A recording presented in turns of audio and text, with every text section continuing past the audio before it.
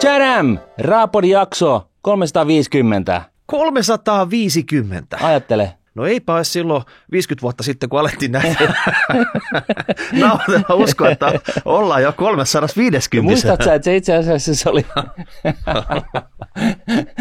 Muistatko sä, että meillä oli sellainen 10 jakson kokeiluerä, että saadaanko me jatkaa sen jälkeen. Me vähän epäiltiin, että nämä niinku päättäjät laittaa vääntää niinku volyyminapot pois päältä ja rekin pois päältä jo ennen kuin me päästään siihen 10. jaksoon, mutta täällä sitä vaan ollaan. Niin, se oli, kato, hyvän tekeväisyyttä, säälistä saatiin jatkaa. Just näin. Ja nyt se on vähän niin, että kun me oltiin niin ajoissa, niin eihän me nyt voida enää lopettaa, koska nythän me ollaan niinku tää niinku, tiedätkö, pelataan päätyyn asti, se mutta mikä se pääty on? Ainoa podi, joka on edelleen hengissä niinku 10 vuoden jälkeen. Olisiko näin? No se voisi olla. Emme vannomaan nyt. Mut siis kun mehän ei osata uusiutua, niin kun me se yksi uusiutuminen tehtiin ja lähdettiin tekemään podia, niin se jäi niin sitten vähän niin kuin päälle. Ja kukaan ei ole tullut, niin kuin täällähän me turistaa edelleen, että kukaan ei tullut sanoa, että lopettakaa nyt hyvät ihmiset jo. Niin, että vähän niin kuin käärme vaihtaa nahana, mutta vaan kerran. Niin, no en tiedä käärmeistä. No et sä ollut tuossa Bilsatunnilla? No olimme kyllä, mutta ja kyllä mä tiedän, että se käärme vaihtaa sen nahan, mutta en mä tiedä, että se on vaan kerran. Kerran kesässä, niin, en mä tiedä. Niin, okei. No niin. Tämä piti olla juhlajakso, musta tuntuu, että tästä tulee niinku torsoin jakso ikinä. Itse asiassa me oltiin juhlimassa. Eilen, just ennen tätä nauhoitusta, niin oli Sijoittaja 2023 messut. Suomen suurimmat sijoittajamessut, jotka on rakennettu Sijoittaja Investin raunioille. Messukeskuksessa. Joo. Tupa täynnä. Kyllä. Ja ukko siellä stagella villitsemässä sijoittajakansaa. Kyllä. Miltä se tuntui? Siis mähän on niinku tällaiselle tyypille, joka olisi niinku, jonka unelma olisi ollut, että olisi tullut rockistara. Tämä oli niin, vielä parempaa vai toiseksi paras vai? Tämä on siis niin lähelle kuin pääsee. Että se jengi on vähän maltillisempaa näissä tilaisuuksissa, kyllä. Mutta kuitenkin, siis sehän oli sellainen niin kuin väenpaljouden meri siinä edessä. Sä katsoit siellä horisonttiin kiikareilla ja siellä näkyy vaan ja se tila niin kuin vaan katoaa niin kuin perspektiiviä, tiedätkö? Se on ihan täynnä päitä. Niin olihan se aikamoista. Voitko sä kerrata se fiilis, eikö sulla yhtään ollut ramppi kuumettaa, kun sä kipusit sinne portaita ylös siihen lavalle ja sanoitte, että Tadam, sijoittajakansa. No ei.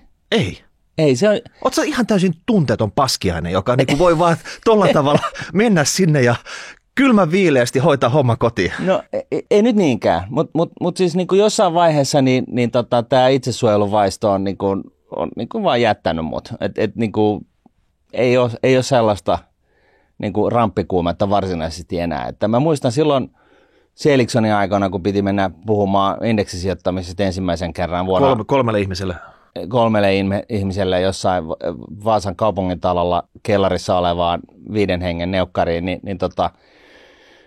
niin sehän hermostutti 2 viikkoa etukäteen. Et sä olit ja sitten se oli sellainen nouseva käppyrä, että kohta se tulee se hetki, kohta. Ja viimeiset 5 yötä, niin sä et nukkunut ollenkaan? En nukkunut ollenkaan, sä olit ihan silmän ristissä ja sitten kun sä olit käynyt oksentamassa sen, toisin sanoen lukenut kalvosta, ne tekstit, mitä sä olit sinne kirjoittanut ja jengi alkoi haukuttelemaan sen toisen minuutin jälkeen, niin sitten kun se oli ohi, niin sehän oli ihan sellainen euforia. Sitten se meni niin kuin tällaiseen niin kuin euforiaan se koko homma ja se helpotuksesta niin kuin se lähti se stressi siitä ja näin. Ja sitten sä nukuit niin kuin 24 tuntia sen jälkeen. Mutta tuosta on tullut pitkä matka tähän nykyisen ajan hetkeen. Jos miettii sitä eilistä, siellä, mä en edes tiedä paljon kun se tupa oli täynnä, paljon se porukka oli, mutta kaikki ei mahtunut istumaan. Siellä oli porukka seiso siellä reunoilla.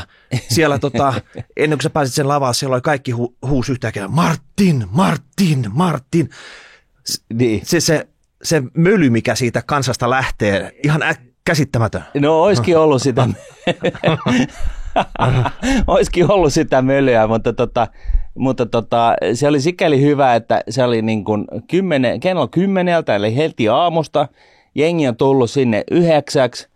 Siellä oli Tiina Helenius ennen mua vetämässä tällaisen niin kuin ekonomisti niin kuin presiksen. Ja tupa oli oikeasti ihan täynnä. Että se oli esilämmitelty. Se oli esilämmitelty, eikä ollut mitään muuta kilpailevaa tilaisuutta just silloin. Et 11 alkoi sitten niin kuin se, että jaettiin niin kuin useampaan tilaa ja siellä oli muitakin esityksiä.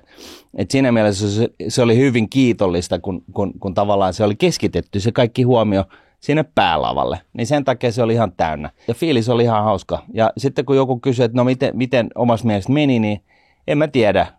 Pari kertaa jengi nauroi ja sitten taputti päälle, niin eikö se nyt ollut ihan ok? Taputti päälle. Hei, se oli standing ovationit siinä lopussa. Ainakin niiltä, jotka ei mahtunut istumaan, jotka oli siellä reunalla seisomassa sitten. Niin, se on totta, joo. Niin. Se on kyllä. Mutta hei, palataan siihen, mikä se sun aihe oli tässä vähän myöhemmin, mutta yritän nyt vähän niin kuin muistella, mitkä se eiliset fiilikset siellä itse tilaisuudessa oli. Kuitenkin kyseessä on Suomen suurin sijoittajatapahtuma. Kerran vuodessa on se. Kaikki, jotka haluaa sijoittamisesta oppia uutta tapaa, omien verkostossa ja muita sijoittajia livenä siellä saapuu paikalle. Mutta mikä oli ne topikit, mitkä siellä erityisesti nousi esiin? Niin pakko sanoa, että mitä mä kävin keskusteluun, niin tosi moni tämmöinen nuorempi sijoittaja, jopa lukiolainen tai sitten vaikka ekonomiopiskelija täällä uran alkupuolta, niin tuli siellä samalla, kun ne keskusteltiin siitä sijoittamista, sanoi sitten, että hei, mikä on kuuminta hottia nyt, että kun pitäisi vielä pääaine valita ja kaikkea tämän tyyppistä kaupallisella alalla, että mihin pitäisi nyt satsata. Nyt on vähän semmoinen niin kuin epäselvä tilanne, että kuulemma tosi moni ottaa rahoitusta, ketkä sijoittamisesta jotain kiinnostaa, mutta siltikin, että mikä on se niin kuin, vähän niin kuin megatrendi. Niin. Mikä rokkaa sitten 3 tai 4 vuoden kuluttua, kun mä tästä valmistun? Kyllä. Ja tämän tyyppisiä keskusteluja käytiin. Ja pakko sanoa, että ei sitä itsekään helppo sanoa, että mikä on semmoinen yksi aihepiiri, mihin nyt pitäisi panostaa sitten, niin. Että minkä tekijät viedään sieltä koulupenkiltä siellä opiskelujen loppuvaiheessa, jos et ole vielä edes valmistunut, niin suoraan duuniin. Mutta nämä on vähän semmoisia asioita, mitä mekin sitten ehkä pari vuotta sitten puhuttiin, että nyt pitää vähän väkisin niin kuin ryysää sinne työmarkkinoille hakea sitä työkokemusta silloin, kun, muistatko vielä, Kyllä. oli kaikista kuumint hottia ja nyt se on vähän jo kylmätynyt. No vähän, joo. Joo, eikö siis mullakin kävi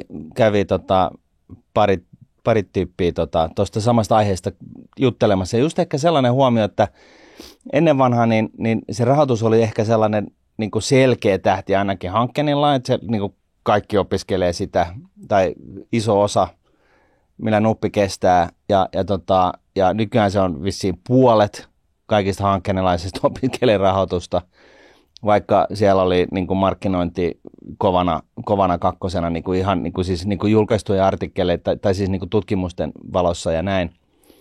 Mutta ei ole sellaista niin kuin mun mielestä selkeää sellaista, niin kuin, että tuossa on nyt se kuumin hotti tästä eteenpäin. Ja rahoituksessakin, niin jos opiskelet rahoitusta, niin siinäkin on suuntauksensa, että sä voit niin kuin erikoistua johonkin. Mutta se, mikä oli mun mielestä sellainen ehkä hyvä huomio, niin oli se, että, ja tosi fiksu kysymys, niin oli se, että kannattaako nyt, kun lähtee opiskelemaan, niin kannattaako niin kuin dyykata johonkin tiettyyn spessuaiheeseen ja tulla sen niin kuin maailmanmestariksi ja sama 15 danin niin osaajaksi, vai kannattaako olla tällainen generalisti? Ja mun mielestä se oli hyvä kysymys, ja mun vastaus oli niin kuin periaatteessa sellainen, että se riippuu vähän, että jos sä haluat päästä Goldman Sachsille tai JP Morganille tai johonkin tällaiseen niin kuin Boston Consulting Groupiin tai joku tällainen niin kuin superpupu-tyyppinen niin kuin rekrytoija, niin silloin sun kannattaa olla niin kuin se jonkun asian superosaaja. Keskittyy se tiettyyn kapeeseen segmenttiin, lukee kaikki mahdollinen siitä ja oikeasti kaikki arvosanat, niin kuin täydet pisteet kaikesta mahdollisesta. Ja sitten joku tällainen niin kuin, ekstrakurrikulääri niin kuin harrastus tai teko lisäksi, koska niissä kaikissa haastatteluissa tai hakemuksissa on aina sellainen, että no mitä muuta, että kerro itsestäsi. Ja sitten sun täytyy olla joku tällainen, että sä virkkaat niin kuin pipoja niin kuin, kodittomille lapsille niin kuin Buenos Airesiin tai oot sulla on kirpposirkus, jonka kanssa sä oot kiertänyt Pohjanmaan joku mikä erottuu sieltä. Mikä erottaa sut kaikesta muusta. Sä oot kirjoittanut jonkun kirjan itsellesi, mutta sä et ole julkaissut sitä tai jotain. Tämä on niinku se polku. Mutta sitten, niinku, ja sitten jos sä haluat olla niinku hyvä ihminen ja niinku siis hyödyllinen ihminen, niin totta kai se generalisti on niinku arvokkaampaa siis sillä tavalla. Mut se, että jos sä niinku tuut yhden aiheen niinku supertieteeksi, niin eihän se sitä tarkoita, että sä vois sitten, kun sä pääset ylenemään, eli kun sä oot se superpupu ne ensimmäiset 5 vuotta. Niin sillä saadaan jalka oven väliin. Niin sut huomataan.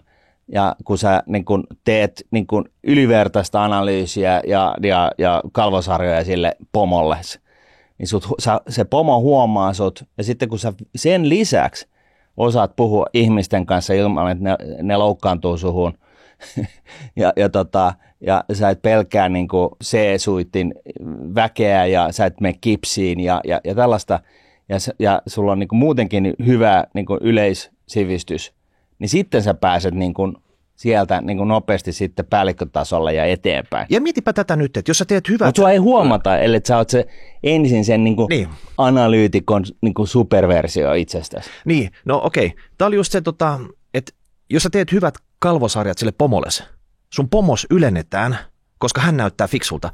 Mutta hän raahaa sut mukana sille seuraavalle portaalle, kun hän saa eka niinku koska hän tietää, että hän ei pärjää ilman sua, niin sun täytyy tulla perässä. Tulee se pomon oikea käsi. Pomosta tulee sun Yoda, tämmönen niinku jedimasteri, jonka puolesta saat valmis taistelee. Ja te menette taistelun parina sitten läpi sen, oli se nyt se Goldman Sachs tai joku muu paikka. Juuri näin. Ja valitse Yodasi oikein, hyvin ja huolella. Et loserin kelkkaan ei kannata mennä, kun sitten se niinku tökkii siihen, että hän ei etene mihinkään. Niin. Ensimmäiset kalvosarjat teet niistä pomoista. Kenet sä valitset, että kuka on se sun masteri, jonka kanssa sä lyöttäryt kimppaan siellä. Et se on se ehkä vaikea valinta tässä. Mutta hei, se mitä me puhuttiin siinä monen kanssa, niin että oikeasti, että nyt jos on esimerkkinä nyt se kauppisopinnot tässä, niin se työkokemus. Että ei pelkästään nyt, että painetaan 5 vuotta hikihatu sitä oikeastaan opintoja, vaan sitten, että käyttää hyväkseen nämä kesäduunit ja osa-aikaduunit. Että ei pelkästään semmoista helppoon paikkaan, samaan paikkaan uusiksi, vaan oikeasti siinä pitäisi sitä kerryttää siinä CVC myös niitä kokemusrivejä, koska se voi oikeasti ratkaista sitten sen valinnan siinä vaiheessa, kun sieltä tulee tällä hetkellä ahtopaineella kauppatieteilijöitä opintotuutista ulos sitten, niin se mun pitäisi erottua joukosta. Joo. Ja sitten jos sä pystyt vielä erottautumaan sillä tavalla, että sulla on kiinnostuksen kohteita, niin pystyt sä suuntaa sitä opiskelua siihen kohti sitä kiinnostuksen kohteita, että sä vähän niin kuin yhdistät ne. Se asia kiinnostaa sua ja sä opiskelet sitä ja te vähän niin kuin valmistutte yhdessä ja just tämmöiseksi ehkä jonkun tietyn aiheen syväosaajaksi, koska se kiinnostaa sua, se ei ole sillä tavalla, että mä teen tätä vaan sen takia, että tästä on hyvin rahaa, mutta mun kiinnostuksen kohteet on niin kuin täällä. Niin sit sä mietit, että mitä ihmettä, miksi mun pitää mennä maanantain kello 8 duuniin? Mua tuttaa ihan helvetisti sitten, että mä haluaisin oikeasti tehdä tätä. Niin jo tässä vaiheessa niin pitäisi saada jotenkin yhdistetty nämä 2 asiaa. Kyllä, se on totta. Mutta sitten se on myöskin niin, että se duuni voi niinku alkaa kasvaa suhun kiinni. Et se alkaa innostaa, kun sä niinku tavallaan opit siitä myös enemmän. Et se on niinku mahdotonta, kun ei tiedä, mitä se duuni on, niin se on mahdotonta sanoa, että tykkäät sä siitä. Ei tarvitse niinku sillä tavalla, että jos se alana se joku juttu on niinku mielenkiintoinen, sulla on kunnianhimoa, sä haluat päästä pitkälle, niin mene sillä ja sitten niinku korjaa liikettä tai suuntaa sitten, kun sä oot päässyt vauhtiin. Sekin on yksi relevantti juttu. Sitten yksi toinen asia niin on myöskin se, että esimerkiksi tällainen extracurricular niin kuin tekeminen, mikä voisi olla niin kuin arvokasta, niin on se, että sä perustat firman, yrität niin kuin opiskeluaikana, yrität saada se lentoon ja sitten se niin kuin vaikka menee ihan perseelleen, niin sitten sä osaat kirjoittaa niin kuin järkevän oloisen summarin siitä, että mitä sä opit siitä. Se on niin kuin, kaikki ei tarvitse olla sellaista niin kuin vaaleanpunaista höttöä. Kiiltokuvamaista silleen, että sä oot vaan voitosta voittoon marssinut tässä. Niin... Älä kirjoita sellaista voitosta voittoon tyyppistä niin kuin tarinaa itsestäsi, vaan kirjoita sellainen, joka näyttää rosoiselta, mutta se niin kuin, siellä niin kuin rivien välissä niin kaikki ymmärtää, että se oli vähän niin kuin voitosta voittoon. Että se on niin kuin parempi versio. Mä luulen, että opiskelijat käyttää ChatGPT, että voitko kirjoittaa tämmöisen rososen tarina, missä sitten kuitenkin tämmöinen mukava loppu ja rivien väliin sitten pitää saada joku tämmöinen. Sieltä tulee sitten, käytä tätä, niin täällä on päästy joka duuni. Joo, mutta mä luulen ihan oikeasti, että sellainen tietynlainen niin kuin myöskin niin kuin rehellisyys itselleen, niin se on se tärkein ja itse asiassa niin ne vastoinkäymiset on hyvä juttu. Niin kun, koska vastoinkäymisiä tulee kaikille ihmisille, se on enemmänkin kiinni siitä, että miten sä niin kun, hanskaat ne vastoinkäymiset ja miten sä siinä niin kun, hakemuksessa pystyt sitä kokemusta niin kun, avaamaan. Niin tässä on niin kun, tavallaan se juttu.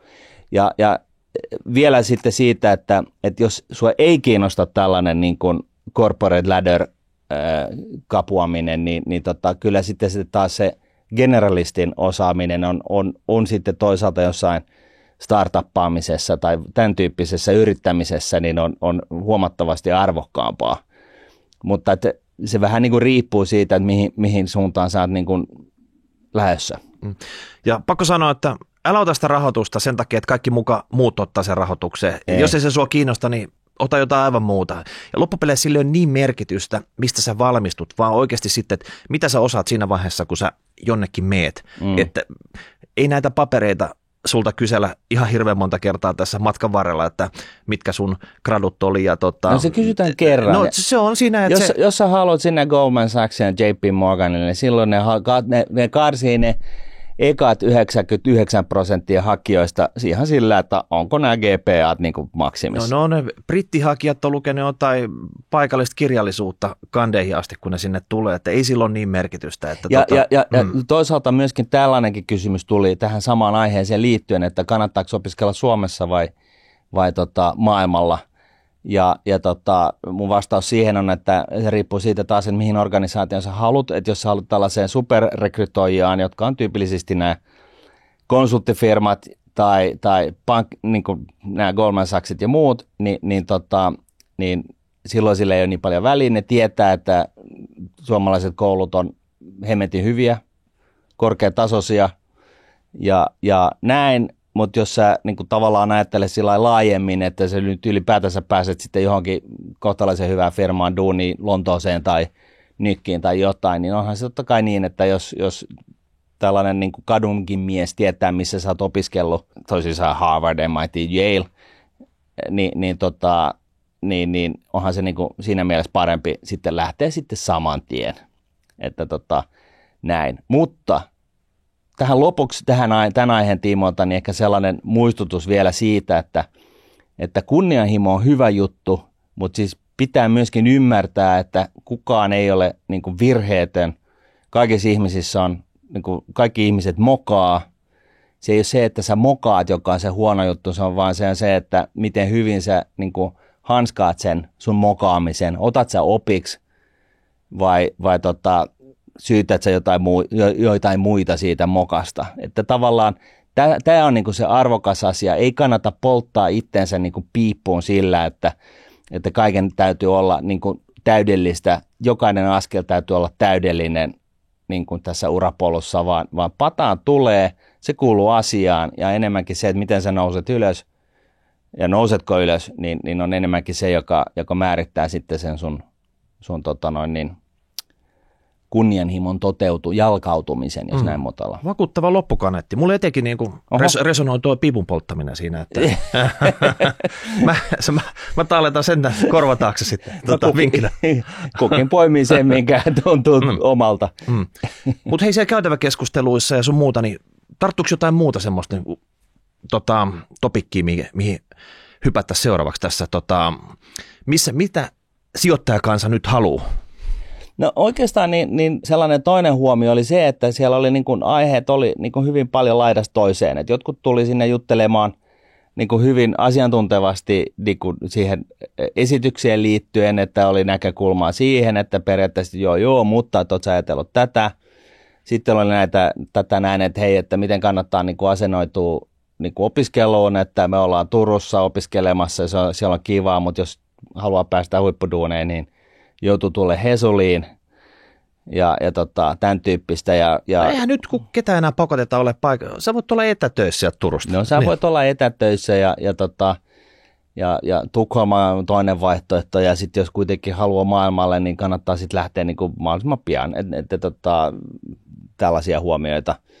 Ja sitten ehkä myöskin sellainen, että siellä oli niin kuin krypto taas niin kuin vahvasti esillä, että kun se on alkanut vähän niin kuin osoittaa elonmerkkejä, niin siitäkin oli jonkun verran keskustelua siitä, että onko tämä nyt hyvää ja järkevää vaiko ei. Et vähän niin kuin laidaslaitaa. Hyvin paljon laidaslaitaa. Joo. Sen mä huomasin siinä, kun mä itse kiertelin siellä standeja sun muuta. Mä mietin, että täällä on paljon pörssiyrityksiä, paljon semmoisia pörssiyrityksiä, jotka on listautunut viime aikoina. Mutta missä on pankit?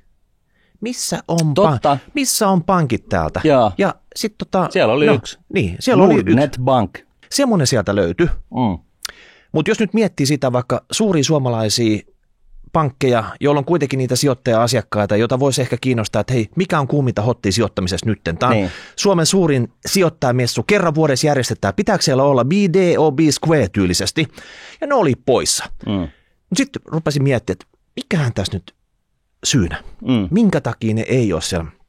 Siellä oli pankkiekonomisti, saattoi olla jossain paneelissa nopeasti käydä silleen niin kuin in-out sillä tavalla, mutta ei mitenkään, että jää sinne messulle. Tuli ja sivuollista lähti. Ihan suurin piirtein sitten sieltä lavan takaa, ettei tarvitse kenenkään kanssa jutella siellä eikä jäädä sinne pyörimään. Mutta mä luulen, että näitä muita pankkeja, niitä nolottaa. Niin. Tällä hetkellä niitä nolottaa ihan sikana.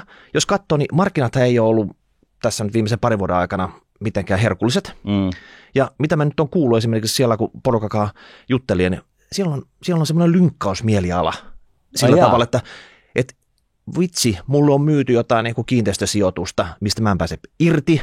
Se on niin kuin laskenut kuin tonttiin. Tiedätkö sitten, että oikeasti, että jos siellä olisi ollut standi, niin sieltä olisi tullut porukka sitten vaatimaan selityksiä. Niin. Ja nyt kun ei ole standi, niin sä et ole siellä. Niin. Että okei, ollaan pois. Ei tarvitse selitellä. Ei. Et näin helppoa. Onhan se siis tietenkin helpompaa, mutta sehän niin kuin tälläkin alalla, palvelualalla, sijoituspalvelualalla, niin pitää olla hyvät, pitää olla se just toisinpäin. Että silloin kun kuviot menee niin kuin läskiksi, niin sun pitää olla siellä kertomassa, mitä tehdään, miksi ollaan siinä tilanteessa, missä ollaan. Että niin kuin ei lähdetä haneen. Et siinä mielessä, jos toi olisi nyt se syy, miksi niitä ei näkynyt siellä, niin todella riman alle menee. No vaikea sanoa, mikä se todellinen syy oli, mutta tämmöinen tuli ainakin mieleen itsellä. Joo. Ja toinen asia, mitä tässä samassa yhteydessä mietin, että onko niin, että nämä suomalaiset pankit, ne on heittänyt oikeasti hanskat tiskiin. Että yksityissijoittajat, niitä vartenhan se messu oli siellä.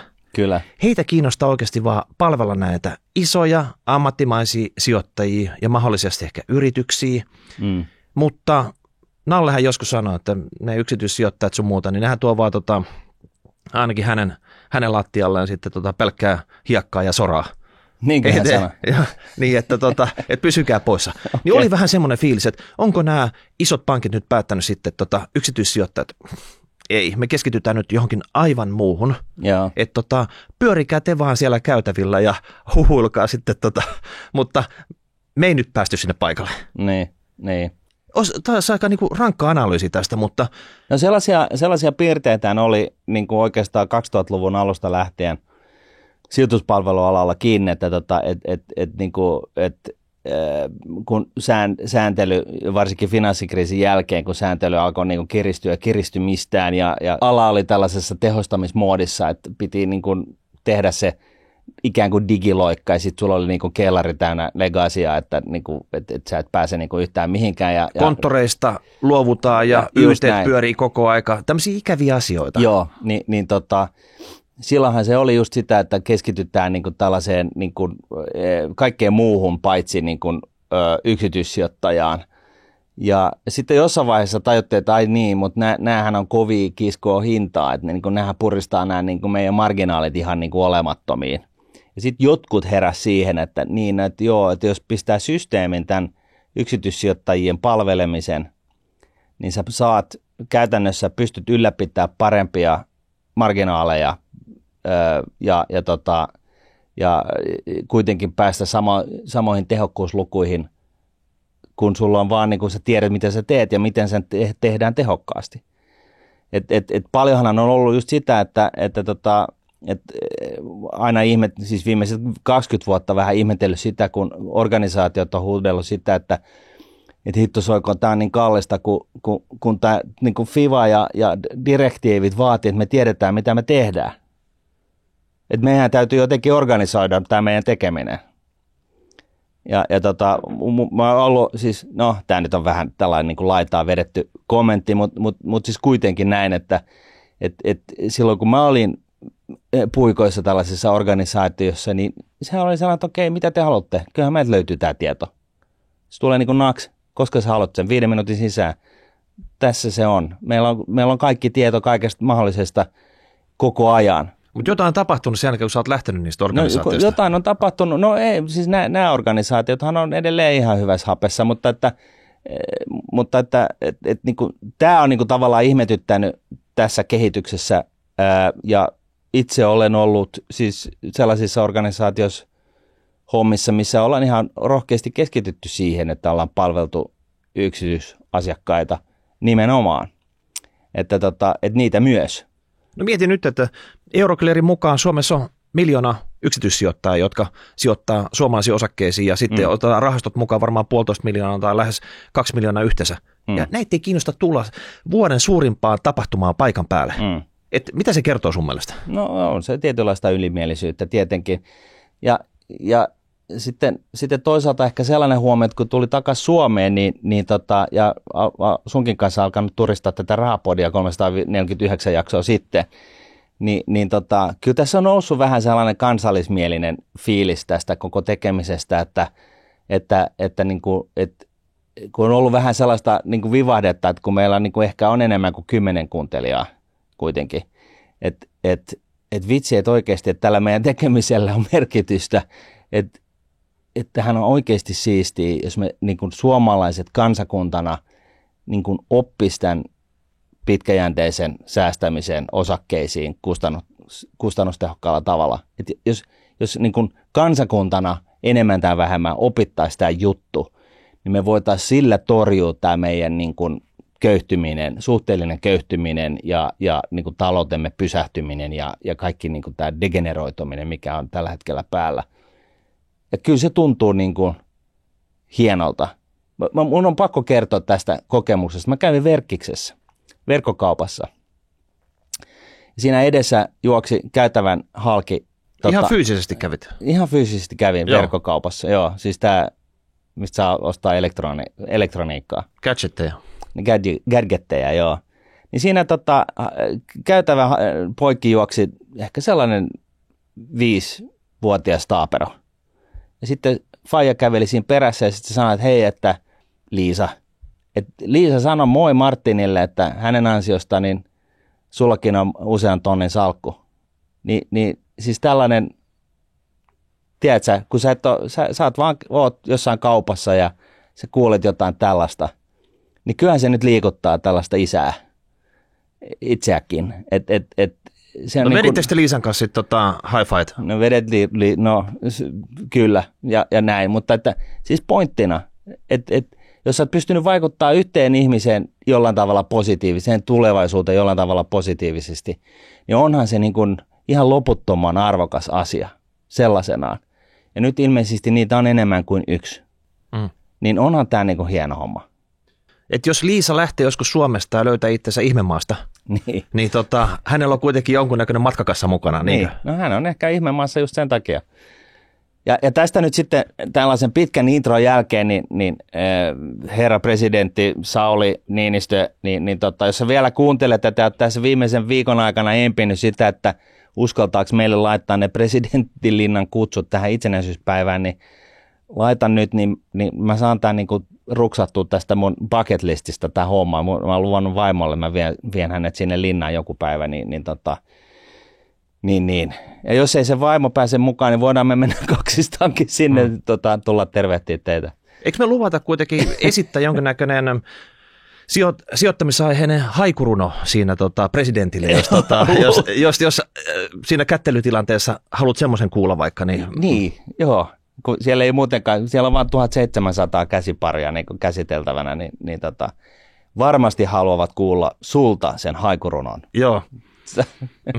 Joo, kyllä. No joo, anyways, mut sijoitusmessut oli. Ja siellä ehkä tähän niin kuin äskeiseen aiheeseen vielä nyt sitten tällaisena kolmantena huomiona sijoitusmessuista, niin oli kyllä se, että siellä oli kyllä ihan häkellyttävä määrä rahapodifaneja, jotka tuli vetää hihasta ja kertoi, että ne on kuunnellut kaikki jaksot ja jotkut vanhemmat sitten sanoivat, että no ehkä ei ole kaikkia jaksoja, mutta toi yksi jakso, niin vitsi mä oon ihan samaa mieltä tosta, tai tuossa jaksossa me oltiin eri mieltä, mutta siis niin kuin todella paljon porukkaa, joka on siis iloisia siitä, että rahapodi on ollut olemassa ja sinä olet ollut siinä. Miltä se tuntuu? No siis... Joudutko kaivaa nenäliina esiin siinä vaiheessa, kun krokotiilikyynältä pukkaa silmäkulmasta? En mä tiedä, siis jos sellaista pukkaisi, mutta kyllä siinä liikuttuu, totta kai. Eikä se ole mikään krokotiilikyynel. Mikä kyynel sulta sitten tulee? Se on ihan pieni semmoinen joku... No kerro sinä, miltä susta tuntuu, kun sä kuulet näitä? No onhan se mukava jutella sitten, että mä yritin kysyä aina perään, että no minkä takia, mitä sä oot oppinut siinä. Niin. Mä en ihan vakuuttunut niistä vastauksista, mutta ehkä se oli enemmän siitä, että moni sanoi, että siinä on hyvä meininki. Niin. Ja mitä mekin sanottu, että vähän niin kuin pilke silmäkulmassa, että ei jaksaisi kuunnella semmoista liian tiukkaa asia-aihetta, mutta sitten kun sitä vähän maustaa, miten me ollaan tätä yritetty tässä maustaa, en mä tiedä osataanko me tehdä muunlaista. En minäkään. Osaisit sä laittaa krakan tiukalla ja rupea nyt sille analyytikkomaisesti pistää niitä 5 faktaa tähän. Niin, puhuu akronyymeja niin kuin liuta. En tiedä. Mutta ehkä sellainen huomio niin siitä palautteesta, kun mäkin kysyin, että no miksi sä tykkäät tästä, niin mikä on tullut, mikä jäi mieleen, niin oli se, että tavallaan sanoitetaan koko ajan jatkuvasti asioita, jotka tapahtuu taloudessa. Että tavallaan, että jos sä luet jotain lehtiä, niin siellä kun ei ole mielipiteitä, niin sanotaan, okei, tällainen asia tapahtui, ja se tulkinta on, että mikä, ja sitten kuuntelee Rahapodin, niin täältähän se tulkinta sitten tulee. Niin, koska meillä on mielipide. Ihan sama, tykkäät sä siitä vai vihaat sä sitä, mutta meillä on niin kuin mielipide aiheesta, mitä me käsitellään. Just näin. Ja siis kaikki ei tykkää aina ole samaa mieltä jostain mielipiteestä, ja se on ihan ok. Siis niin kuin, tämäkin on ehkä sellainen asia, mikä me suomalaisten olisi ihan hyvä niin kuin tavallaan oppia tai sisäistää tai tottua siihen, että jos me ollaan eri mieltä toistemme kanssa, niin kuin no hard feelings, että eihän se siitä ole kyse. No vaan asioita. Niin, että niin kauan kun puhutaan älyllisestä keskustelusta, älyllisestä rehellisyydestä, tiedät sä, että kun sä sit alat väittelemään jonkun kanssa asioista, niin se väittely ei mene sille tasolle, että hei, että maapallo litee. Ei se Neil Armstrong on käynyt missään kuussa, se on studiossa ja tiedät sä, jos sä juot teetä, niin sulle kasvaa sarvet, niin jos se keskustelu on tätä, niin eihän siinä ole mitään järkeä jatkaa sellaista keskustelua. No ei ole, mutta mä en ole usein ihan ton tyyppisissä keskustelussa en ole käynyt, että onneksi on kuitenkin pysynyt siinä asia-aiheessa. Joo, mutta sitä mä just tarkoitan, että niinku erimielisyys on hyvä, koska se on tilaisuus oppia näkemään jotain, mitä sä et ole ehkä tullut ajatelleeksi niin kauan, kun se keskustelu siinä, kun verrataan sitä erimielisyyttä ja keskustellaan siitä erimielisyydestä, niin kauan kun se on niin kuin älyllisesti rehellistä, niin siinähän niin kuin oppii asioita. Mutta siis summa summarum, niin täytyy sanoa, että mä en ole koskaan ollut mikään hirveä fani näille silloisille sijoitusmessuille ja tällaista, mutta kyllä se on niin kuin kerran vuodessa mun mielestä ihan kiva sellainen niin kuin ihan fyysisestikin tavata porukkaa ja niin kuin jutella kaikesta maan ja taivaan väliltä. No siellä pääsee verkostoitumaan. Ja mietin nyt silleen, että jos ei sitä olisi, niin oltaisiin vaan vähän niin kuin push-viestinnän varassa. Sieltä tulisi top-downina juttu, kun oikeasti se on tärkeää, että se ruohonjuuritasolla porukka vaihtaa niitä mielipiteitä ja oppii toisilta. Joo, ja sitten niin kuin kaikille muille päiville niin löytyy Shareville. No jotain tämän tyyppistä. Siis niin kuin sijoittamisen Facebookiin, missä niin kuin, mä en tiedä miten sen kanssa menee. Mä muistan, että joskus oli puhetta tästä ja mä oon ymmärtänyt, että se on ihan ok, mutta siis sehän on sellainen esimerkiksi tällainen keskustelupalsta, missä voi niin kuin avoimesti keskustella asioista. Foorumit, some, missä voidaan jatkaa sitten, kun se on paljon helpompi jatkaakin, kun on fyysisesti tavannut. No sekin on totta, joo. Se on niin kuin tärkeää ainakin siinä vaiheessa, että jos haluaa oikeasti syventää siitä muutakin kuin tämmöistä sijoittajakaveruutta, vähän niin kuin ystävyyttä sun muuta. Että Joo. Se, mitä mua vähän myös ihmetytti, että siellä ei ollut valtiovalta. Ei ollut millään tavalla mukana. Ei ole tullut esimerkiksi ihan niin kuin Petteri Orpolta tai joltain muulta tervehdystä. Että, Riikka Purralta ehkä. No sitä, että osakesäästötili ollaan puuhaamassa tasokorotusta nyt. Tai ylipäätänsä sitten, että tämmöisenä vuonna, tai tässä on pari tämmöistä tiukkaa vuotta ollut, olisi ollut verottaja siellä paikalla jakamassa 5 kovinta tipsiä siihen, miten kannattaa myllätä salkkuun vaikka loppuvuonna. Semmoista on tulossa ihan hirveästi. Siis käytävä keskustelussa moni sanoi siitä, että okei, nyt on kaiken näköistä turskaa tässä kertynyt salkku, että pitää netottaa sitten, mitä järjestelyä tässä nyt tekee. Ja monessa muussakin, mitä vähennyksiä voi käyttää hyödyksi, niin ihan rehellisesti olisi vaan niin kuin verottaja jakanut ne tipsit siellä, koska ne epävirallisesti ne liikkuu näillä foorumeilla nämä kaikki parhaat jutut muutenkin. Siis toi on mun mielestä oikeasti todella hyvä huomio, että missä on niin kuin valtiovalta. Kun että jos suomalaiset kansakuntana oppis niin kuin pitkäjänteiseen säästämiseen ja kustannusten minimointiin ja osakkeisiin ja näin, niin se olisi meille kaikille niin kuin hyvästä. Ja se olisi niin kuin mun mielestä todella raikasta, jos siellä olisi paikan päällä valtionkonttorista joku, valtiovarainministeriöstä joku tai niin kuin, just niin kuin verosta joku. Tai vaikka presidentti. Presidentti, joo. Saulikin on innokas yksityissijoittaja, ainakin ollut ennen presidenttikautta, että why not? Et sillä tavalla, että ei ole mitään järkeä, että poliitikot, ne on ennen vaalia, ne on vaan niin kuin innokkaita, hei sijoittajakansa, että me luvataan teille näin, mutta sitten se unohdetaan taas sitten. Sitten ollaan 4 vuotta just ennen kuin vaalia, no seuraavan kerran tehdään joku täsmäisku sinne tai ollaan muuten vaan äänessä, mutta tämä on pitkäjänteistä touhua. Se pitäisi niin kuin tapahtua sitten pitkäjänteisesti myös. Joo. Mutta ehkä viimeisenä huomiona, mistä päästään sitten tämän päivän agendaan, tähän on pääaiheeseen vielä, niin moni sanoi siitä, että ei vitsi, Suomi ja etenkin Ruotsi, että onpa nämä niinku surkeita sijoitusmaita nyt tässä ollut, että miten ne jaksaa kyntääkin tässä näin syvällä, että vitsi, että mitä näiden kanssa pitäisi tehdä. No sitten siinä on vähän kieli keskellä suuta, että hei hetkinen, että mulla on nyt firman lappu rinnassa tässä, että mitä mä nyt tuossa oikein voi sanoa, että onko se sitten, että nyt on hyvä aika ostaa, kun ne on niin kuin halventunut, vai onko sitten silleen, että täällä on krooninen tauti päällä, että hei, tiedätkö, jätä tää spitaalinen ja katso jotain aivan muita sijoituskohteita, että mihin tässä nyt oikeasti kommentoisi. Ja monelle esimerkiksi on yllätys ollut tämä Ruotsi. Ja sille, että mitä siellä tapahtuu, että minkä takia se niin kuin sijoittajan mielessä, että se on aina ollut semmoinen isoveli katsottu vähän niin kuin ylöspäin, että siellä homma toimii ja että ne ruotsalaiset firmat, kyllä ne jaksaa, että jos Suomessa on vähän niin kuin ongelmia, niin ne samat spesifit ongelmat, ne ei niin kuin tartu ruotsalaisiin, ne on tehty Teflonista ne ruotsifirmat. Niin, nothing sticks. Niin, jotain muuta. Mutta nyt molemmat on vähän niin kuin samassa korissa, että et kyntää täällä, että onko tämä niin kuin väliaikaista, kroonista, hei, please, kerro mulle, mitä mä teen näiden kanssa, koska jos sä oot yksityissijoittaja, niin sä oot todennäköisesti ison osan sun salkusta sijoittanut Suomeen tai ainakin näihin lähialueisiin. Sä oot huolissaan, että mitä ihmettä täällä tapahtuu. Niin, jos sä oot sijoittanut suoraan osakkeisiin, niin se todennäköisesti kasvavassa määrin noin. Ja se on niin kuin loogista, koska sä tavallaan tunnet nämä yritykset, jotka on tässä sun lähihuudella niin paremmin kuin sellaisen, joka on toisella puolella maapalloa ja jossa puhutaan lähtökohtaisesti jotain muuta kieltä. Siis onhan se näin, mutta siis no indeksisijoittajan näkövinkkelistä niin tulee ehkä tämä niinku yltiötylsä kommentti, että niinku, älä sijoita Suomeen, niinku, siis lähtökohtaisesti. Siis tämä riskin hajottaminen on oikeasti tärkeä asia.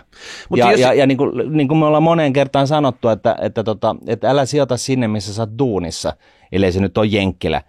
Niin kuin, koska sitten jos Suomessa menee huonosti, sä saatat saada kenkää, niin sä et halua, että sun kaikki sijoituksetkin menee niin kuin kyntää jossain pellossa. Ja kaikki munat, niin. Sun omat munat ja niin kuin sijoitusmunatkin on samassa pesässä tai korissa. Niin se ei ole, niin kuin, se ei ole älykästä tekemistä sitten kuitenkaan.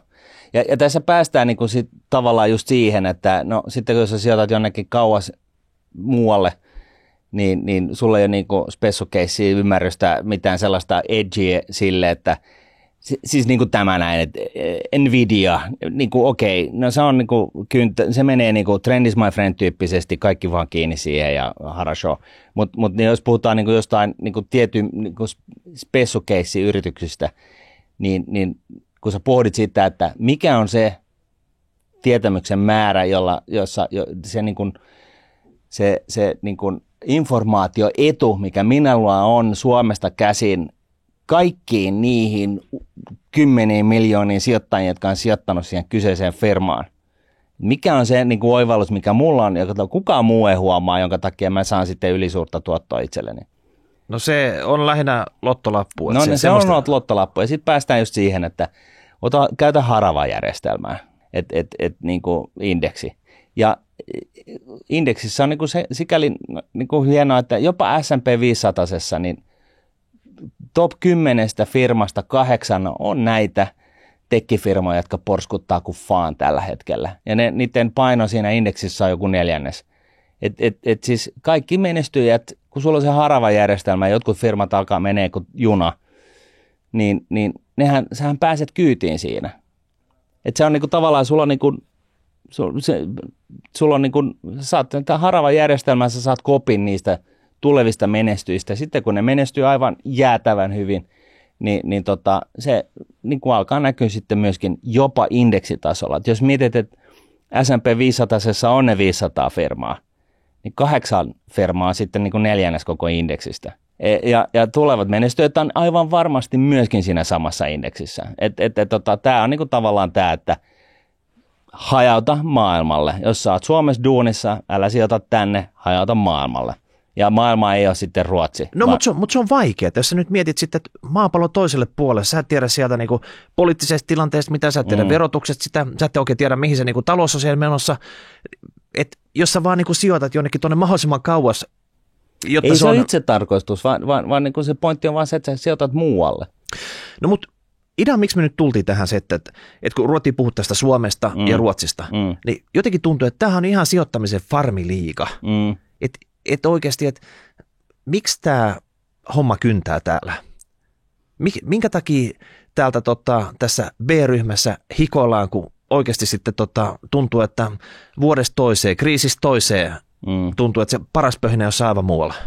Niin, se on se tuollainen taalan kysymys, miksi Euroopassa ei ole yhtäkään tällaista niin kuin supertekkifirmaa, joita on 8 niin kuin Jenkkilässä. No mutta hei, samanlaisia kysymyksiä oli siinä sun esityksessä. Että porukka heitti siellä kärrynpyörää, standing ovation, niin mölis koko se esityksen ajan, kun ukko veti showta lavalla, mitä me puhuttiin tässä alussa. Joo. Niin sähän vertailit siinä Eurooppaa ja Jenkkilää. Otetaan pari statsia siitä esityksestä, joo. Eli siis siinä on, mulla on niinku periaatteessa, mä voin sanoa sen huomion tässä niinku saman tien niinku heti kättelyssä. Eli se huomio siitä on niinku lähinnä se, että kun finanssikriisin jälkeisenä aikana, niin keskuspankit on käytännössä ollut ainoa taho, joka on tehnyt mitään hyvää niin kuin osakekursseille. Eli kun on ollut tällaista rahapoliittista elvytystä, niin sitten poliitikot ei ole tarvinnut tehdä mitään kipeitä uudistuksia, ei mitään rakenteellisia muutoksia, ja se on niin kuin ikään kuin riittänyt lainausmerkeissä. Eli buuataan nyt poliitikoille, että ne on ainakin sitten alisuorittanut tässä. Joo, ja buuataan myöskin keskuspankille, koska se on mahdollistanut sen, että poliitikot on voinut olla apaattisia. Eli buu-buu. Buu-buu, joo. Ja nyt sitten kun inflaatio lähti nousemaan ja lähdettiin sitten kiristämään. Keskuspankki lähti kiristämään, kun se on niin kuin 14 vuotta elvyttänyt, niin kuin ajanut. Viime vuoteen asti elvytti ja sitten toissa vuoteen asti elvytti ja korot on tullut tonttiin ja oli negatiivisia ja harrastettu määrällistä elvytystä. Eli sitä, että EKPn bäkkärissä Jörgen takoo 1 000 miljardin luvun EKPn pankkitilille ja sitten front office ottaa siitä ja imuroi euroalueen valtioiden lainat omaan salkkuunsa, eli keskuspankin taseeseen, näin pakottaen niin kuin oikean varallisuuden hakemaan uusia kohteita, investointikohteja. Ensisijaisesti se on se toivomus, mutta siitäkin on osa rahaa lähtenyt sitten osakemarkkinoille. Niin nyt kun tämä tekeminen kääntyy toiseen suuntaan, eli siellä on alettu imuroimaan pois, ollaan nostettu korkoja ja imuroitu pois niin kuin rahaa markkinoilta, niin sillä voi olla aika iso merkitys tähän osakemarkkinoiden niin kuin persoonaan, jos näin voi sanoa. Euroopassa keskuspankin salkussa on 7500 miljardin edestä tavaraa. Ja kun euroalueen osakemarkkinoiden yhteenlaskettu markkina-arvo on 10 000 miljardia 500, niin se tarkoittaa siis sitä, että Euroopan keskuspankin tasessa on edelleenkin, vaikka tässä 1,5 vuotta ollaan jo yritetty tyhjentää sitä ja harrastettu niin sanottua määrällistä tiukentamista, niin edelleenkin siellä on 71% edestä tavaraa, kun se sitä suhteutetaan niin kuin euroalueen osakemarkkinoille. Ja normaali tilanne voisi olla ihan pari prosenttia ehkä. No ehkä 5-10,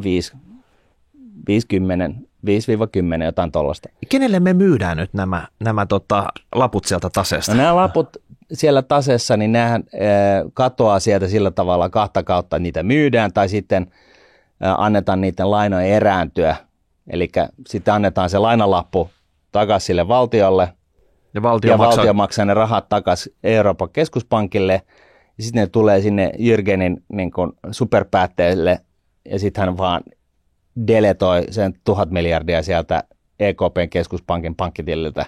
Se haittuu tuhkana tuuleen. Eli keinotekoisesti tehty raha vähän palautuu takaisin keskuspankille ja sitten se haihtuu. Joo, ja se pointti on se, että markkinoilta imeytyy summa, joka vastaa 71% euroalueen osakemarkkina-arvosta.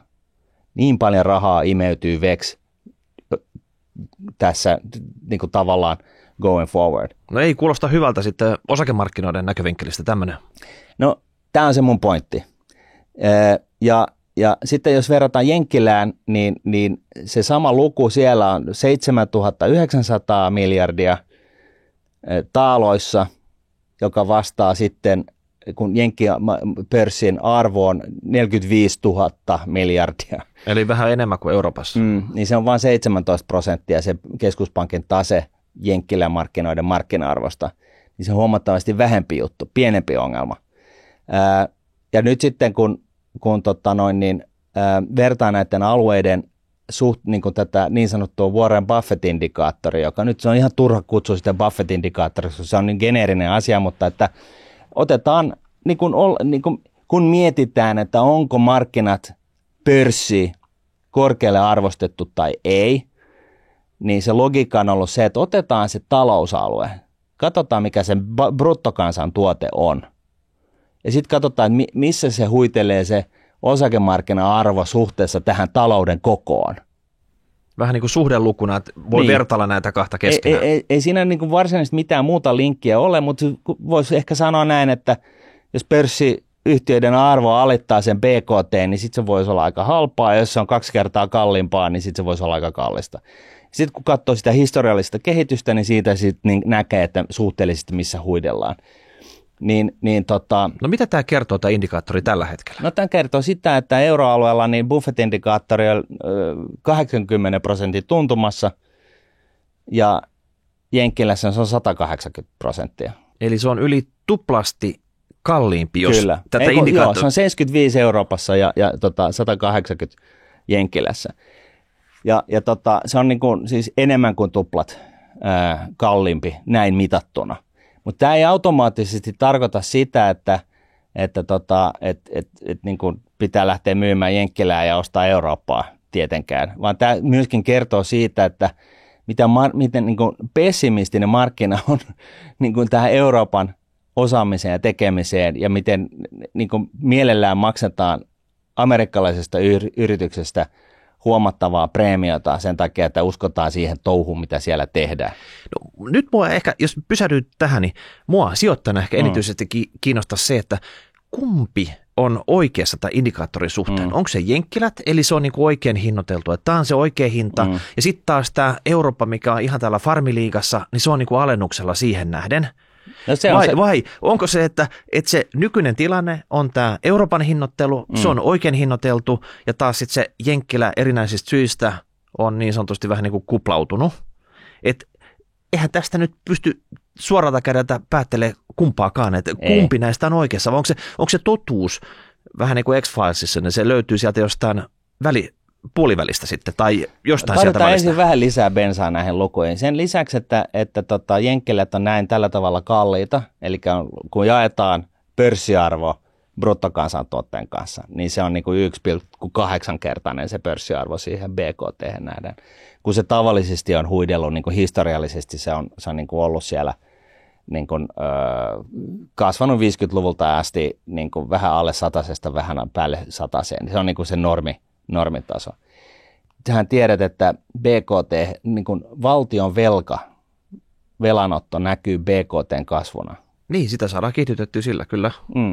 No, ootko sä kuullut siitä, että viimeisen 2 vuoden aikana on nostettu yhtä paljon velkaa Jenkkilässä kuin Jenkkileiden ensimmäisen 228 vuoden aikana? Mä taisin eilen kuulla tämän, mutta mun mielestä se on, en mä tiedä, onko se järkyttävä fakta, mutta iso fakta se ainakin on. No on se fakta. ja näin ollen, niin se Jenkki BKT, joka siis on melkein puolet siitä pörssiarvosta, niin se on huonolaatuista, se on velkavetosta. Ja totta kai ollaanhan me Euroopassa, euroalueellakin velkaantuneita, mutta ei yhtään ei niin kuin lähimainkaan samalla asteikolla kuin Jenkkilässä. Elikkä siis nimittäjä on Jenkkilässä huonompi arvoinen, se on enemmän höttöä, enemmän ilmaa kuin se nimittäjä euroalueella, eli se BKT. Eli ilman sitä se ero voisi olla vielä suurempi euroalueen ja Jenkkilän välillä, ehkä. Kyllä. Eli se voisi, jos niin kuin tavallaan, siis yksinkertaistaan, jos niin kuin huomioitaisiin niin kuin valtion velkaisuusasteen, niin kuin neutralisoitaisiin se vaikutus, niin Jenkkilät olisi vielä niin kuin korkeammin arvostettuja suhteessa. Miten sitten, kun jos tätä pohtii, että voiko siinä olla mitään muita rakenteellisia eroja, että jos esimerkiksi miettii Jenkkilää, niin siellähän jokainen firma on viety pörssiin. Eli käytännössä se lisää sitä osoittajapuolta siellä. Että siellä ei varmaan hirveästi ole semmoisia yksityisiä firmoja, mitkä on pidetty vaan siellä ihan muuten vaan, että jos se on firma, niin se viedään pörssiin. Ja sitten taas kun julkinen sektori on aika pieni, niin tarkoittaa sitä, että monet asiat, mitkä Euroopassa tehdään julkisella sektorilla, niin Jenkeissä tekee yksityinen firma ja se on viety pörssiin. Eli se käytännössä myös kasvattaa sitä pörssiyritysten arvoa, eli sitä osoittajapuolta siellä. Se voisi olla siellä taustalla. No sit sä mainitsit nämä isot tekkifirmat, ne on multikansallisia tekkifirmoja, ne toimii joka puolella maapalloa. Kohta ne tuo sulle maidonkin himaan. No siellä on niin kuin siis Amazonit, Googlet, Applet, Microsoftit, nyt muutama mainitakseni tässä. Niin onhan se nyt ihan selvää, että eihän nyt, sitten kun ne palvelee joka puolta, ne on kuitenkin listattu Jenkkilään, että ne menee sinne niin kuin Jenkkilän pörssiyrityksen markkina-arvoa sinne osoittajaan. Kyllä. Ja taas sitten Euroopalla heittää kehi oikein mitään tämmöistä firmaa, joka toimii vastaavassa mittakaavassa globaalisti. Niin helposti tässä käy nyt sillä tavalla, että se pienentää riskiä jenkkiosakkeiden tai näiden niin kuin superstar-osakkeiden osalta, koska niiden niin kuin bisnesmalli on niin kuin maailmanlaajuinen, että se ei ole pelkästään niin kuin jenkkivetoinen, se ei ole pelkästään kiinni siitä, olkoonkin, että se suurin osa sieltä kuitenkin tulee. Siis se on taas niin kuin sellainen asia, joka on niin kuin hyvä asia ja näiden liiketoiminnan kannalta. Mutta vielä sellainen huomio tuohon noin, että tässä kun siinähän kävi niin, että inflaatio lähti niin kuin roketoimaan tässä pari vuotta sitten, ja sitten koronostot lähti juoksemaan perään, ja sitten kun koronostot tuli ja määrällinen kiristäminen alkoi elvytyksen jälkeen niin kuin yli yön käytännössä, niin inflaatio on tullut niin kuin, oikeastaan siitä hetkestä, Euroopassakin oli 10% inflaatio, niin siitä hetkestä, kun alettiin tiukentaa, niin ollaan tultu niin kuin nätisti symmetrisesti yhtä jyrkkään alas niin kuin inflaation osalta tämän niin kuin keskuspankin tekemisen seurauksesta. Ja oletushan on se, että korot tulee mukana. Että korot seuraa nyt sitten inflaatio. Kun korot seurasi inflaatioa ylös, niin nyt sitten kun inflaatio tulee alas, niin korot myös tulee alas. Ongelma on vaan se, että ne on jäänyt jäpittämään. Minkä takia? Ei kukaan tiedä. Siis tästä on niin kuin, kukaan ei tiedä, tästä on niin kuin miljoona arvausta joka suuntaan, mutta se ongelma on se, että Jenkkilässä on, kun inflaatio on nyt tullut niin kuin, siis ihan niin kuin tonttiin, niin Jenkkilässä korko nousi 5% ja siellä se on edelleen. Sama juttu Euroopassa, prosenttiluku on vähän eri, mutta siis se on niin kuin, korko on edelleen jäänyt jäpittämään. Ja nyt osakemarkkinoilla on niin kuin tavallaan sellainen implisiittinen ajatus, että kun eihän tässä ole ollut mitään kurssisyöksyä. Tässä on nyt ollut vähän kuoppia sinne tänne ja tonne, mutta ei ollut mitään sellaista ilmat pihalle, tiedätkö, kun joku osuu sua niin kuin solarplexukseen ja ilmat lähtee keuhkoista, niin mitään sen tyyppistä reaktiota ei ole ollut osakemarkkinoilla. Koska on odotettu, että se korko tulee alas. Mutta jos ei se tulekaan. Niin sitten jonkun pitää joustaa. Niin, jonkun pitää joustaa siinä vaiheessa. Ja nyt sitten jotkut suuret pankit niin sanoo, että keväällä jo niin keskuspankki Fedi etunenässä niin alkaa nyt sitten niin kuin laskea sitä ohjauskorkoaan. Toiset sanoo, että edelleen se niin kuin vuoden päivät ennen kuin se nähdään.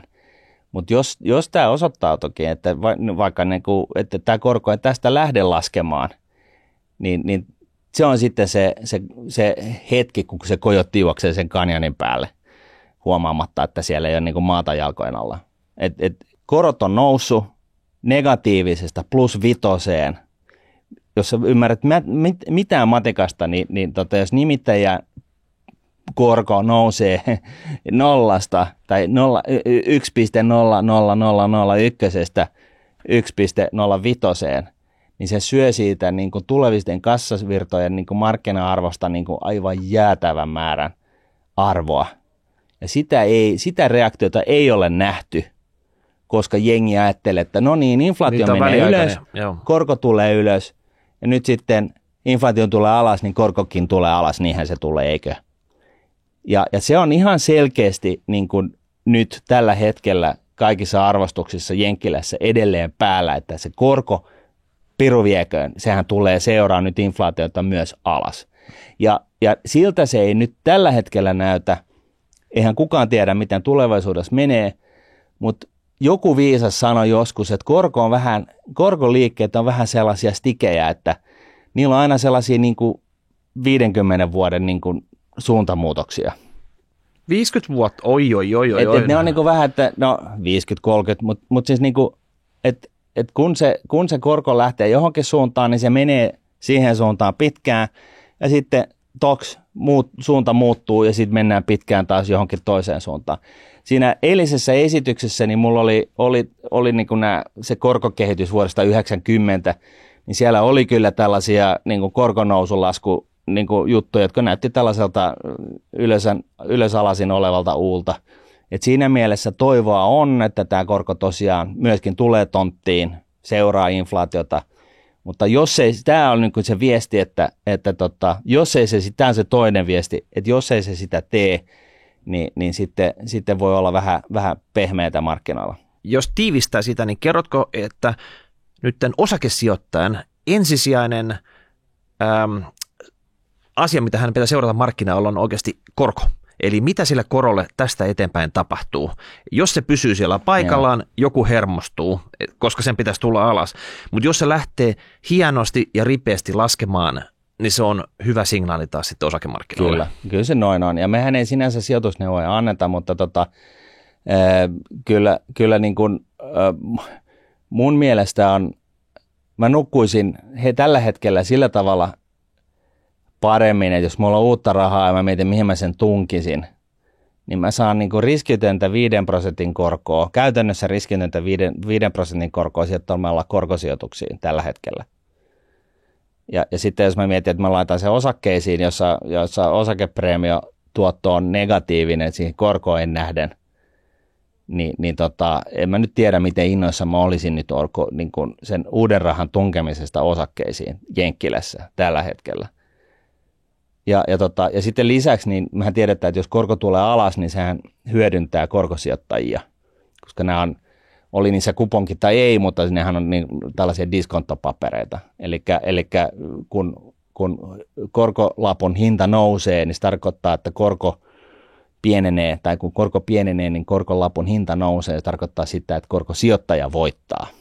Niin, ollaan mielenkiintoisessa ajanhetkessä, jos se lähtisi tästä laskuun. Joo, ja mehän ei tiedetä, eikä me väitetä tietävämme, kukaan ei tiedä.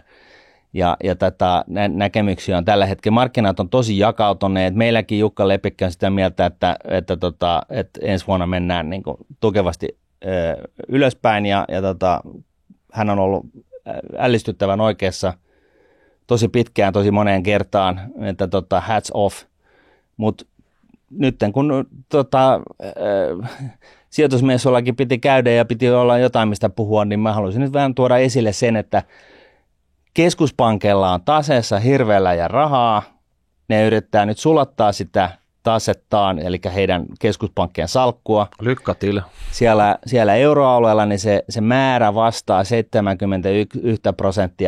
euroalueen osakemarkkina-arvosta, että se on aika iso kasal rahaa, joka pitää niin kuin imasta pois markkinalta. Jenkeissä se ei ole niinkään iso se asia, se Fedin tase suhteessa siihen pörssiarvoon, mutta se pörssiarvo on itsessään niin kuin aika tolkuttoman korkealla. En sano, että sen ei pidä olla, koska Eurooppa on vähän niin kuin osakemarkkinoiden farmiliiga, kun vertaa Jenkkilään. Jenkkilässä on kaikki superstara-tekkifirmat, mitä maailmasta löytyy. Mutta sitten kun tosiaan vertaa sitä vielä niin kuin tämän Buffett-indikaattorin kautta, joka on siis pörssiarvo jaettuna kyseisen alueen BKT:llä, niin Jenkkilät on arvostettu 180%, Eurooppa 75%, ja se Jenkkilän nimittäjä tässä jakoharjoituksessa, se BKT, niin se on niin kuin boostattu Jenkkivaltion ylivelkaantumisella, joka on siis kiihtyvää ja aivan niin kuin siis päätä huimaavaa. Et pitää näitä asioita mielessä. Tämä on niin kuin tavallaan näin, että se sijoittaminen ja säästäminen, niin sehän on tällaista pitkäjänteistä hommaa, ja siinä jos haluaa ottaa jonkunnäköisen aktiivisen näkemyksen johonkin suuntaan, niin on paljon asianhaaroja, mitä pitää huomioida. Ja tässä nyt on vain yksi, josta ei mun mielestä sillä tavalla puhuta paljon. Mutta jos sä olet pitkäjänteinen säästäjä, sijoittaja, niin ei sun kannata tästäkään viestistä välittää tuon taivaallista. Mutta se ehkä sitten, että niissä käytäväkeskusteluissa se Suomi ja Ruotsi, ne kuuluu Eurooppaan, ne kuuluu farmiliigaan. Kyllä. Semmoista nopeat ratkaisua siihen ei ole, mutta mua rupesi vähän hotsittaa sitä, että me kerätään ehkä kuulijoilta jotain vinkkejä, kaivetaan omista liiveistämme jotain vinkkejä Suomelle, kuinka Suomi nostetaan pois täältä farmiliigasta suoraan tänne mestareiden liigaan. Joo.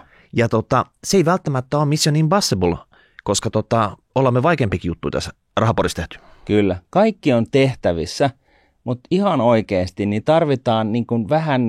tarvitaan johtajuutta tässä asiassa ja tarvitaan rohkeita ulostuloja. Ja nyt yksi, niin kuin mitä me ollaan jo rahapodissa todettu, niin on tämä kaivoshommeli, että akkumineraaleista löytyy kaikki tarvittavat mineraalit Suomesta, ja EUlla on tällainen huoltovarmuushuoli ja haluaa kasvattaa tätä juttua, niin lyödäänpä kaksi, ja me ollaan puhuttu tästä ulkomaisten suorien investointien kasvattamisesta Suomeen, että se olisi niin kuin nopein tie saada tämä nukahtava talous käyntiin, niin lyödäänpä kaksi kärpästä yhden hinnalla. Kerrotaan EUlle, että tervetuloa vaan tänne näin kaivamaan esille kaikki mahdolliset mineraalit, tuottamaan kestävän kehityksen komponentteja, eli akkuja maailmalle, mutta että sitä mineraalia ei viedä muulla kuin loppuun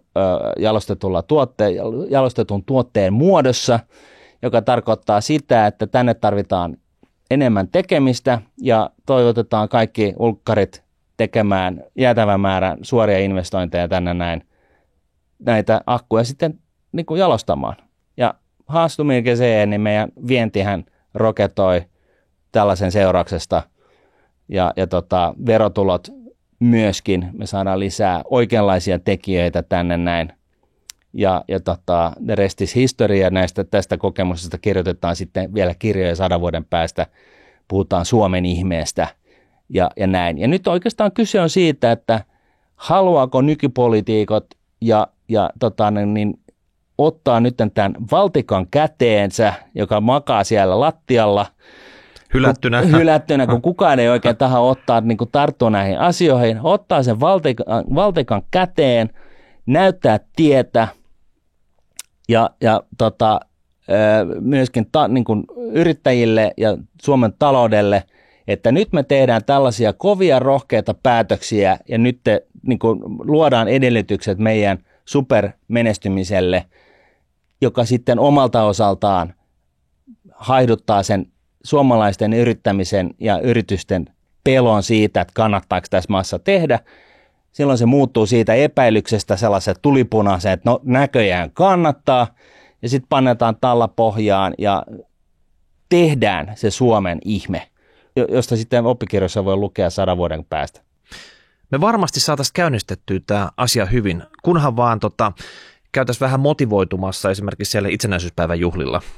Totta, me voitaisiin siellä ehkä vähän niin kuin verkostoituu sitten, antaa vähän semmoista teaseria jo valmiiksi, että tämmöistä pitäisi nyt oikeasti tehdä. Niin Siellä voisi olla sellaista oikeanlaista päättäjää, johon voitaisiin vähän niin kuin alustavasti vähän niin kuin liputtaa, että tällaista voisi ehkä funtsia yhdessä. Tai sitten me otetaan vaan booli. Tai sitten otetaan vaan booli ja nautitaan. Joo. Eiköhän tämä vuoden kovin sijoittamistapahtuma on nyt paketoitu. Kyllä. Ja meillä on nyt selkeä roadmap, miten Suomi voitaisiin nostaa tästä farmiliigasta. Se on tekemistä valmis. Kyllä. Ja ei muuta kuin kuulijat laitatte palautetta faksilla tai hashtag rahapori@nuude.fi. Semmoinenkin kuulemma meillä on. Juu, ja kadulla saa tulla hihasta repimään. Että edelleen. Se on aina sen kyseisen päivän, kuukauden, vuoden kohokohta. Ja näin. Yhdessähän me saadaan tämä Suomi nousuun, eikö niin? Kyllä, ja katsotaan mitä me keksitään ensi viikoksi, että semmoinenkin olisi tulos sitten. Juuri näin. Noniin, moi moi. Moi moi.